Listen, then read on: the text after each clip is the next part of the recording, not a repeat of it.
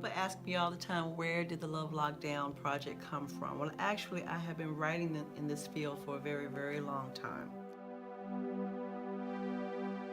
And I see it as a way of being able to open doors of communication, being able to understand how we all respond in this land of the free, this prison culture that we have created.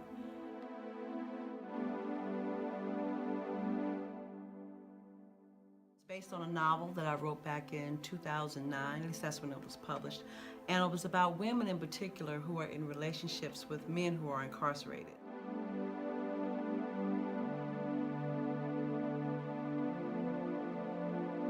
This 50-minute play examines how society has been affected by incarceration, and hopefully it offers remedies through restorative justice principles and peace-building principles that can help us get back on track, if we ever really were on track, actually. I think people will get a lot out of this. If you haven't been in any of these situations, or if these situations haven't affected you directly, by the end of this program, you will feel how the people feel who have been affected by it. That's how powerful I think it is. It paints the picture for you to see and feel. So that's why I'm glad to be a part of it, to be honest.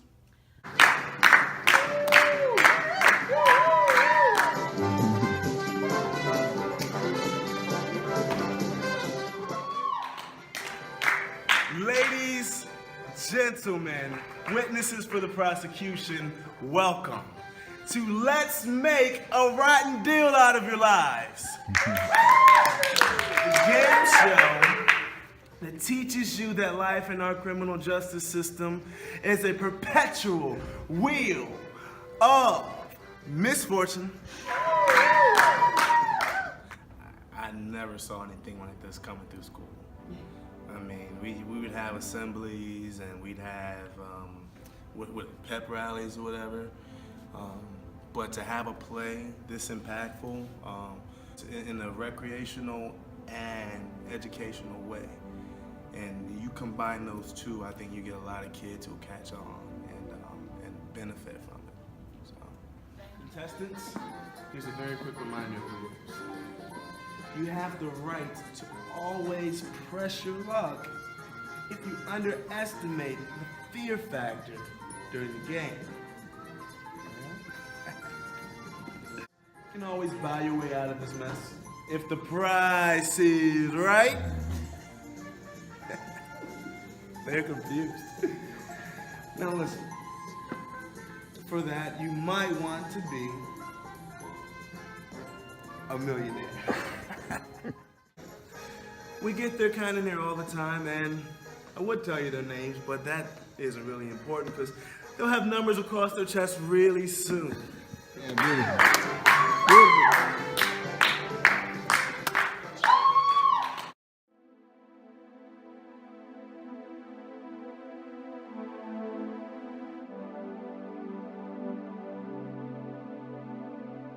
Love Lockdown Theater Project goes back and it looks at some of those old certitudes, those old attitudes, those old stories, and brings them back in your face and makes you feel better about it. And why?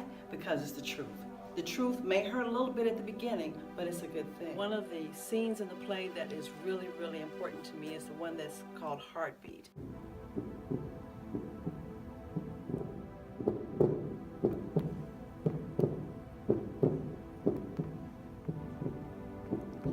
You've got to be good. You've got to behave. You've got to be strong. You've got to be brave. Son, I raised you to be God's own. The mouth and sword of Allah. The Lion of Judah. I looked in the cradle and I saw Jesus when you were born. There is not a mother in the world that thought about her child being incarcerated when she held him as a baby. And I really likened it to the idea of mothers on a slave ship or watching a child being carried away on a slave ship. No mother, when she is cradling that child, thinks that anything like that could happen. I have to agree. I mean, it definitely makes you step back and realize, oh, these people are incarcerated, but what happens to the people that are outside, that you leave behind? How do they feel? and it definitely gives you that kind of perspective, I feel.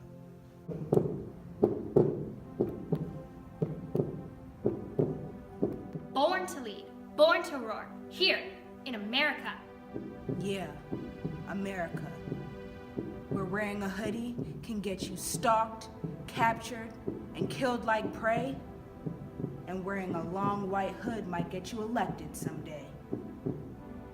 I just feel that it really touches on the mothers who have children in jail and spouses in jail and fathers in jail because they're going through loss even though someone hasn't died. They're just separated from their normal life. I was always taught that I'm special in my own way, and doing this made me realize that other people don't actually have that experience. I just think that it's important for some people to know how special they are, because when they don't know if people care about them or if they are loved by anyone, I feel like that allows more area for them to run and find things to fill that void.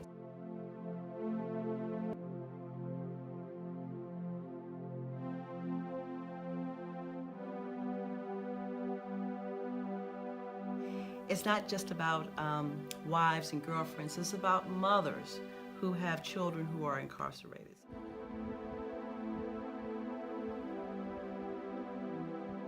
The Love Lockdown Theater Project is a poetic docudrama on American prison culture and the legacy of modern slavery.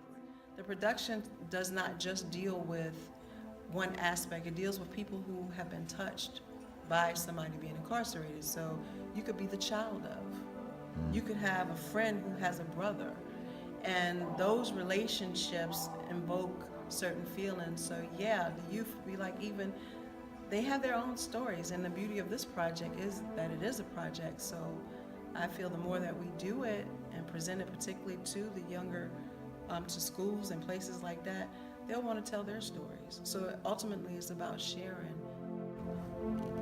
Step, step, step, step, step.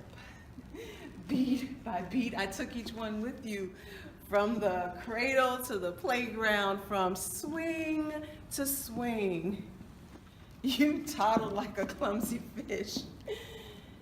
Then releasing my hand as you took the hand of friends that walked and talked and looked like you. Son, you are locked up, and I am locked down. And a mother's worst misery. This particular production is really touched home for me. And Heartbeat specifically is like, I can feel it because I live it. As you lie in a stale tomb, you are locked in and I am locked out of your life, out of the future, out of time, out of generations, my swell of creation possibly halted. And we've all experienced loss on some level, so I think all women will be able to relate to not just Heartbeat, but every aspect of the project. But specifically with that, because everybody knows someone or has someone or themselves have been in a situation where they know somebody that's incarcerated or that's been taken away for whatever the reason is. And your heart races, you know, so it's like all of the feelings and emotions that come up with that. I think, yeah, other people, women and men, will be able to relate to that.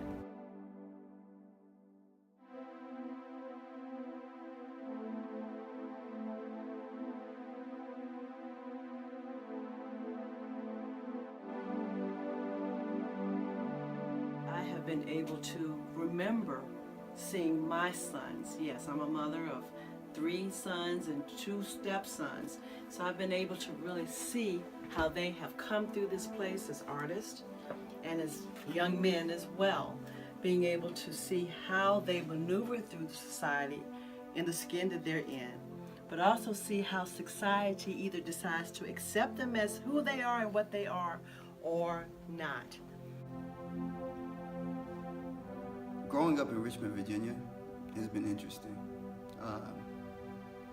There's a great deal of misunderstanding for the mind of a young black kid who's not always guided with love and affection. I robbed the store because I'm poor, I'm hungry. It was a face like mine that sold those drugs. It was a dark form in the night that pulled that trigger. The usual profile suspect that got me locked up in this cell. But what about the cell that's locked up in me? What about that, Doc? How did it get there? Got me wondering, was I born to be poor, to be evil and disenfranchised? And that's what I gotta get around. Hey, if you wanna study something, study that shit, Doc. Study that. Study that, Doc. Doctor, the specimen seems quite uncooperative. What do we do now? Yes, Doctor. I'm sorry we wasted our time. I felt like my role in the cell was a really good role. It was a truthful role that so many people who get locked up go through. Sometimes you are guilty before you're innocent, you know, if you don't have the money to be innocent. Justice is supposed to be free, but it's not always free. So I feel like the perspective that was shed in the play was a needed one. It was a needed one to free people's mind to the realities of the criminal justice system. All cells contain hereditary information necessary for regulating cell function and for transmitting information to the next generation of cells. And that's what I worry about most. It ain't about being in the cell. It's about the cell that lives in me, the cell that was locked up in generations of deprivation coupled with miseducation, leaving me locked up in frustration, planted by a system that I can't control. Well, maybe that ain't so crazy that days and nights turn into months and years of reflection in this place called the cell. Time is a curse and worse. Time is really all I have. And all I can do is pray. Or become prey to the devices that got me here. Ain't nothing holy about that. No, ain't nothing holy about that at all. Because parents are nurturers, we're always thinking, what could we have done differently? And then we realize it's not just us. Our children have to come through a place where we can't take them all the time. Good old chaplain says saved, and do I need to be? I know what I've done. I ain't no saint, but you ain't either. Just because I got caught stripping that car and you didn't get caught stealing those people's retirement plans, well, does that make me a criminal? When we think of incarceration, we're usually talking about people who are locked up. But I'm talking about communities and families and individuals who are locked down. And what does that mean? That's not just the person that is behind the wall, but it's the people who they leave behind, it's families, children, mothers, and fathers who are missing that individual that's now cut out of their lives in one way or another. The project is interactive, and it takes a look at how we love and how we punish and how we prey on each other in this new millennium. I like to think of it as a fresh, powerful, in-your-face performance by 6 very talented actors. And one of the biggest hopes and wishes I have for the Love Lockdown Theater Project is that it will knock down doors, walls, anything that separates us. And we start looking differently at who we are as Americans and kind of decide how we move forward as Americans, especially now in this age when, people are protesting and trying to find out where we fit. It'd be wonderful if we had some actors or artists or change agents come and help us define who this new America looks like.